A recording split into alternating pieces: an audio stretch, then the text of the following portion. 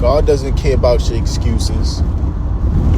You didn't have any excuse when you was feeding into that destruction, when you wanted to manipulate people's lives.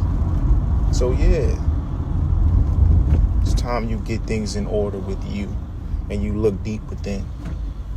So you can see, wait, what have I been actually putting towards? What have I really been building? Have I really been giving others the choice of freedom? Have I been really spreading my knowledge with others? Have I really been loving and caring to others? Or I just wanted to harvest their energy? Or I was just painting a false narrative of lies and bullshit like I really cared?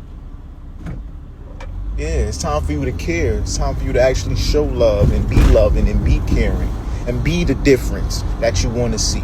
Because if you're not being the difference, then there will not be no difference.